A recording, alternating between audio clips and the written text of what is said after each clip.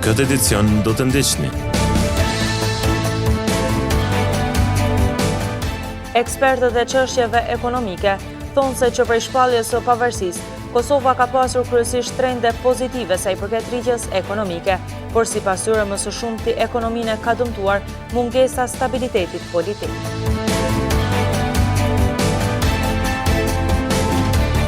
Kryetari i shoqatës së konsumatorit Selatin Kaçaniku ka shprehur shqetësimin e tij në lidhje me rritjen e çmimit të shumë produkteve.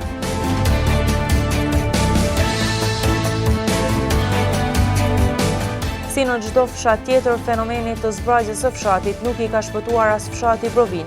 Banorët e këtushëm ndihen të shqetësuar nga rënja e përditshme e numrit të banorëve rezident.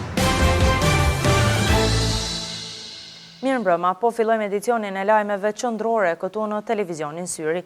Ekspertët e çështjeve ekonomike thonë se që prej shpalljes së pavarësisë, Kosova ka pasur kryesisht trende pozitive sa i përket rritjes ekonomike. Ekonomistët Safet Gërxhaliu dhe Jakub Bellaqa kanë deklaruar se dhe përkundër kësaj nuk ka vend për t'u vetkënaqur sepse Kosovës i duhet kohë për një qëndrueshmëri ekonomike.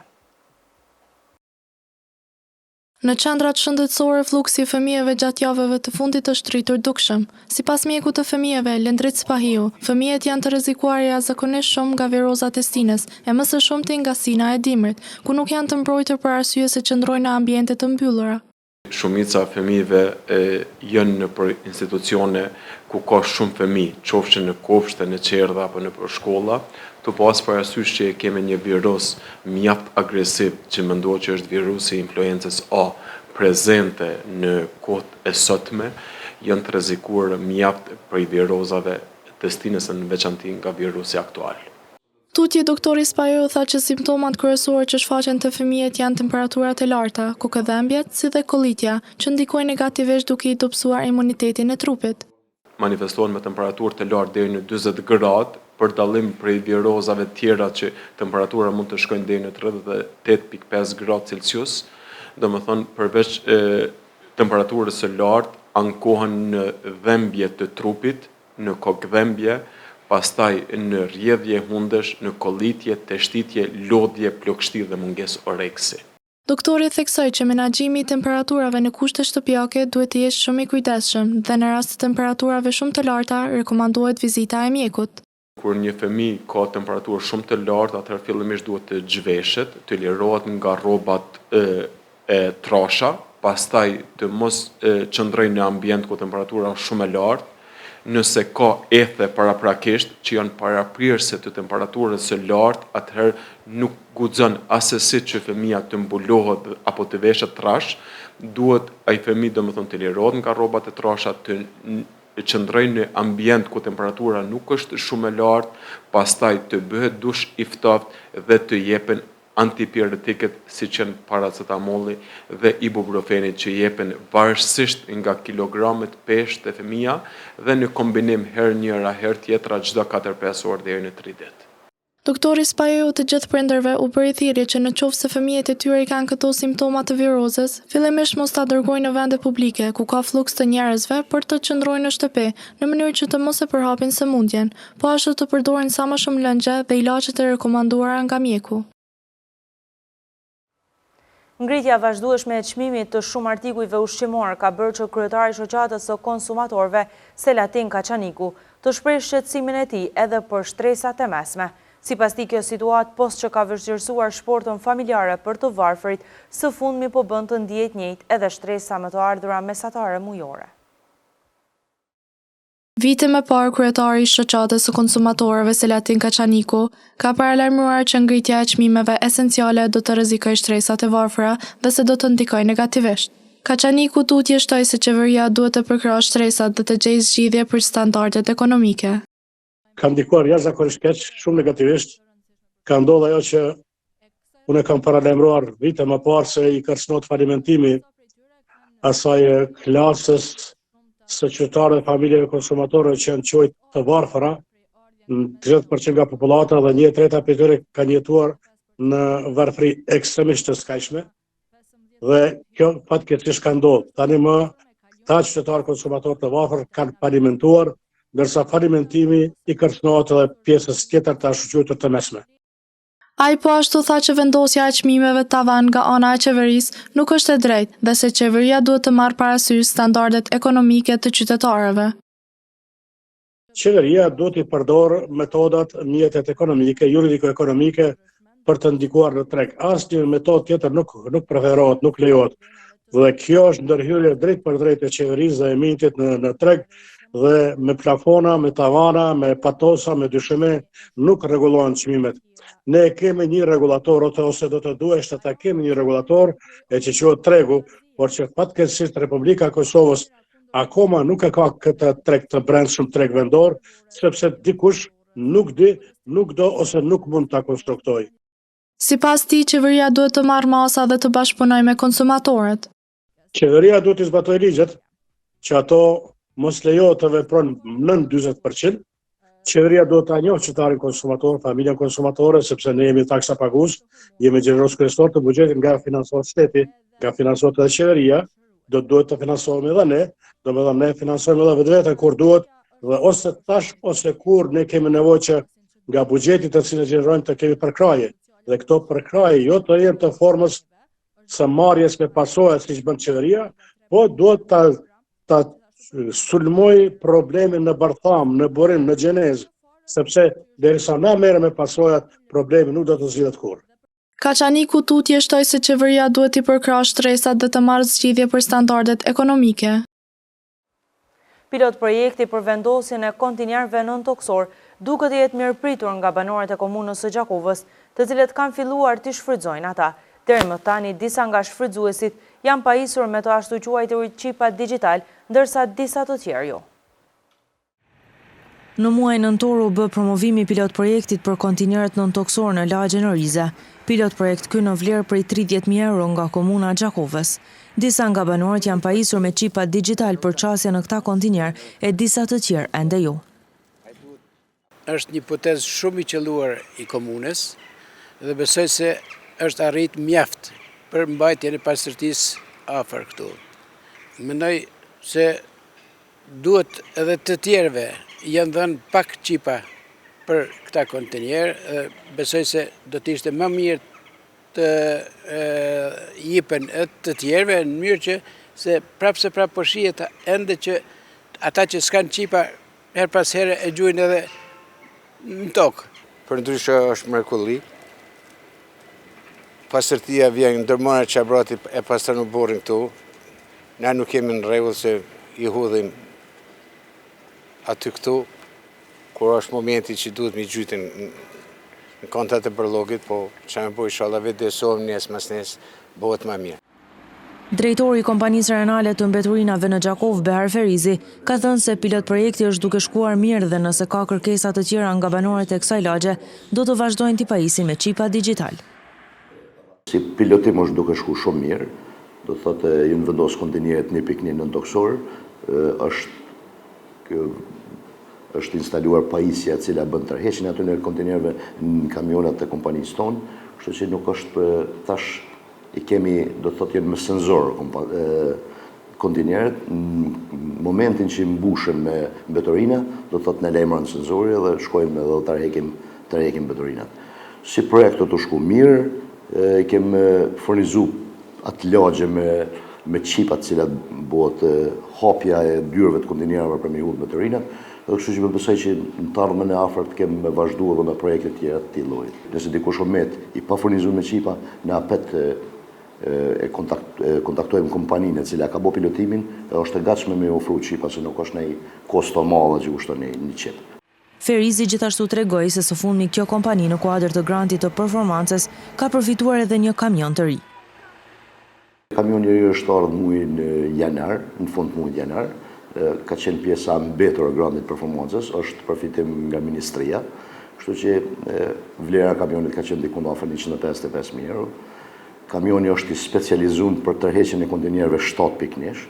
Në një kamion të atij lloji ka qenë në të kaluarën mirë, po për shkak të punës që ka pas deri tash është vjetru, kështu që është i bëni punë shumë e mirë me atë kamion, do të thotë na për në pas shërbime sa më cilësore në ndihmon.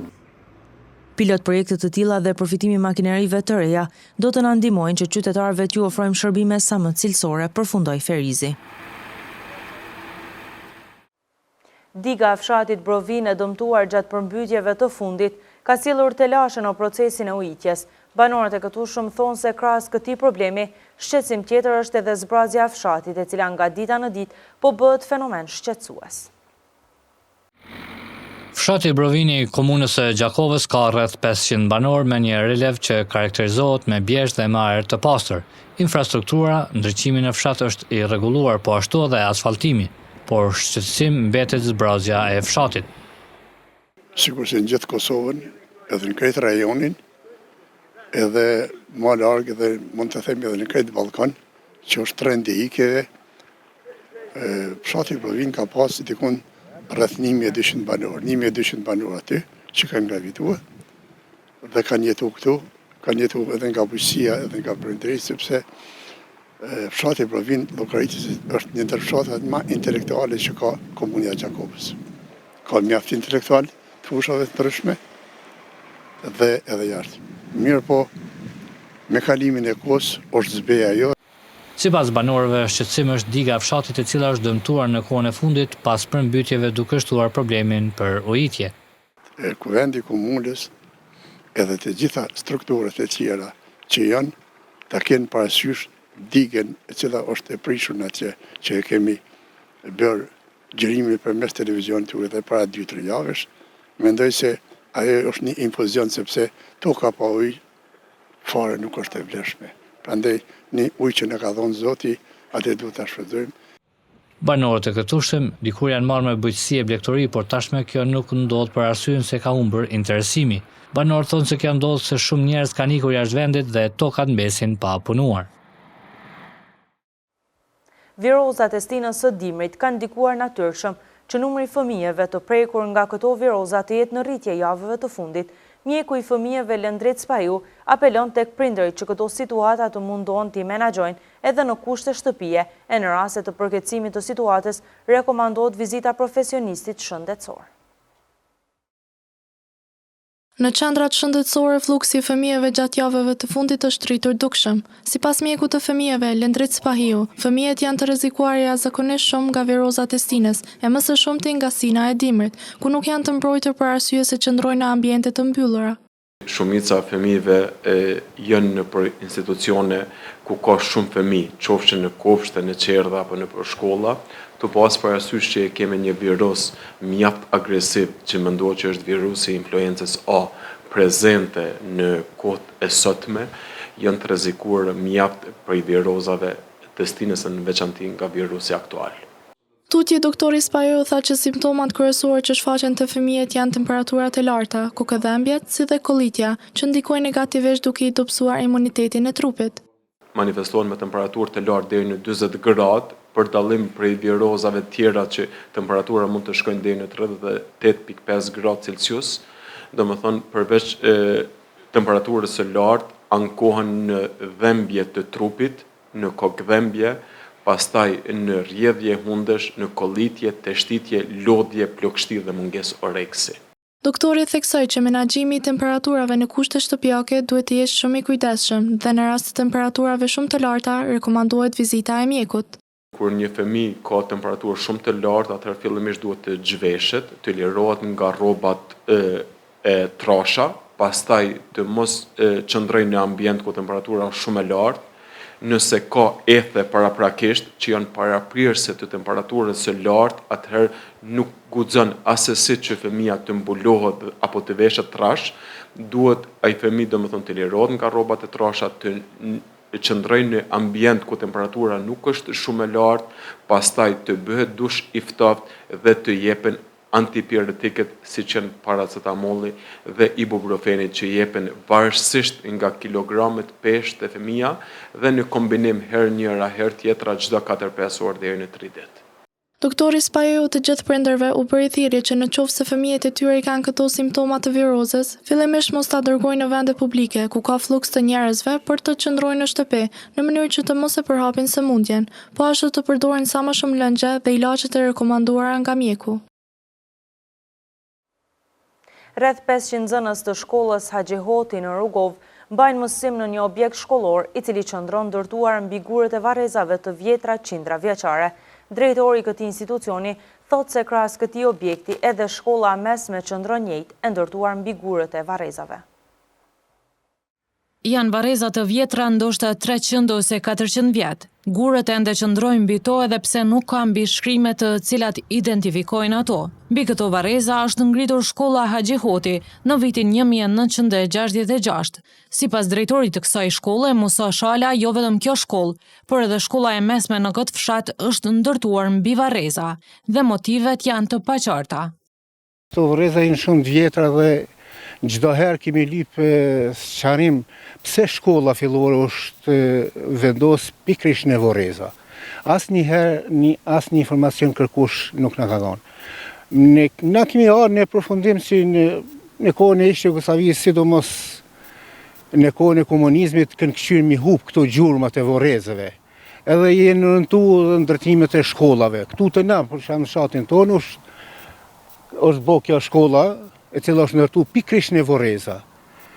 Po e shihni këtu një gurë shumë të mëdhaj, po edhe ku është ndërtuar në shkolla, edhe ku janë aktivitetet, ne ka qenë varreza, gurët kanë qenë edhe më të mëdhaja atje anena.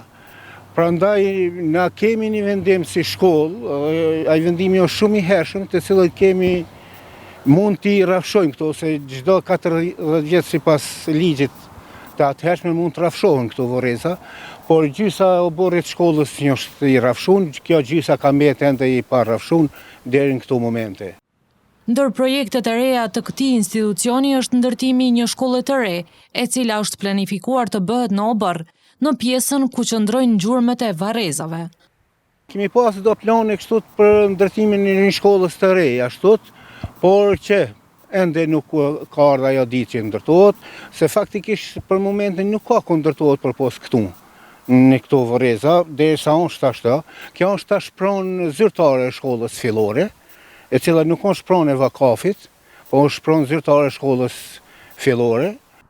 Në këtë shkollë vijojnë mësimin rreth 500 nxënës të fshatrave përreth.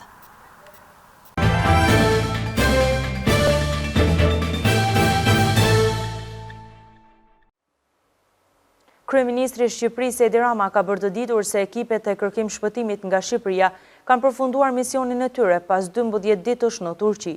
Ata janë kthyer në atë dhej duke marrë me vete respektin e mirënjohjen e popullit turk dhe të autoriteteve tjera të inkorporuara në këto procesa.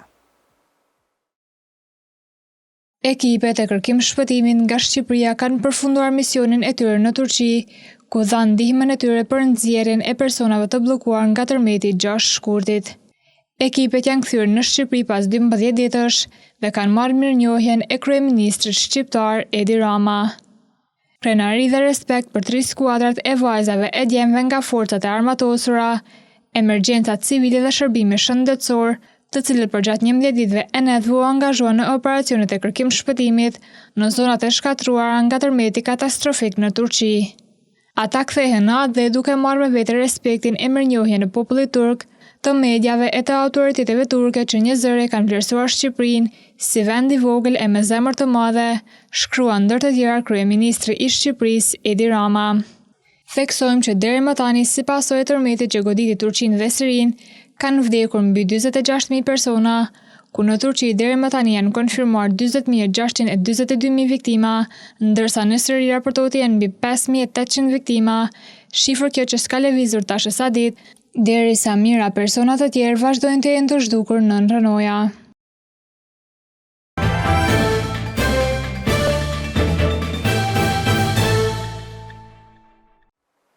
Një ciklon që kishte goditur Zelandën e Re me 12 shkurt, ka bërë që 11 persona të regjistrohen të vdekur, ndërsa autoritetet atje kanë njoftuar se ende mira qytetarë të tjerë figurojnë të zhdukur nga kjo tragjedi.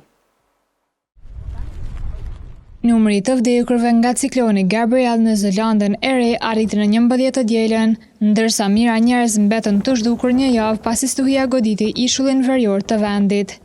Cikloni goditi rajonin me verior të ishullit me 12 shkurt dhe kaloi nëpër bregun lindor duke shkaktuar një shkatrim të gjerë.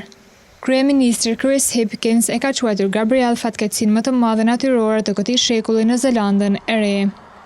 Të dielën, policia tha se 2 persona të tjerë kishin vdekur në gjirin Hawke's, të goditur në rrethana të lidhura me ciklonin. Më shumë vdekje janë të mundshme, u tha Hipkins gazetarëve, pasi 6.431 njerëz mbetën të zhdukur, ndërsa 3.216 ishin raportuar të sigurt. Zinxhiret e furnizimit u ndërpren duke shkaktuar probleme në lëvizjen e mallrave. Shumë të kora ishin shkatruar dhe 28.000 shtëpi ishin ende pa energji, tha ai. Për masat e vërteta të shkatrimit dhe humbjes bëhen më të qarta çdo ditë që kalon, tha kryeministri. Policia ka dërguar 100 oficer shtesë në Gjirn Heuki dhe Tarawiti aty pranë, duke përfshirë zona të izoluara mes raporteve për grabitje. Policia po punon çdo ditë për të ruajtur rendin dhe ligjin, tha ndër të tjera kryeministri i Zelandës së Re Chris Hipkins.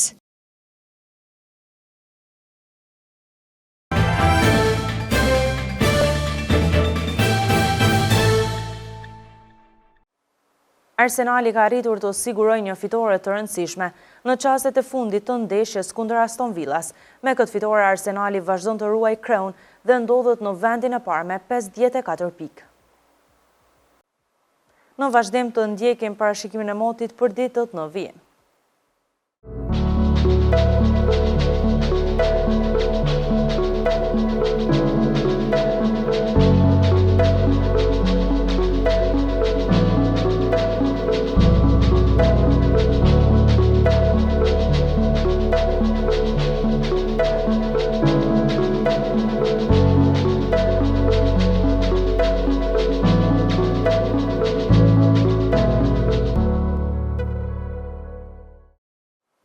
Para se të ndajmi të ndjekim edhe njëherë titujt kryesor të këtij edicioni qendror të lajmeve.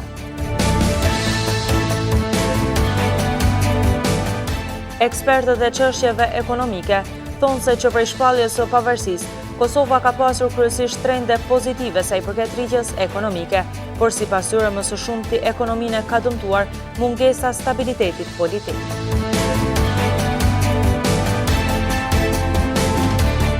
Kryetari i shoqatës së konsumatorit Selatin Kaçaniku ka shprehur shqetësimin e tij në lidhje me rritjen e çmimit të shumë produkteve.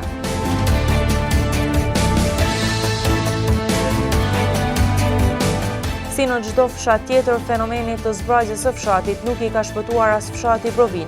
Banorët e këtushëm ndihen të shqetësuar nga rënja përditshme e numrit të banorëve rezident. Këtu merr fund ky edicion, ndërkohë ju vazhdoni të na ndiqni në televizionin Syri dhe rrjetet tona sociale. Natën e mirë.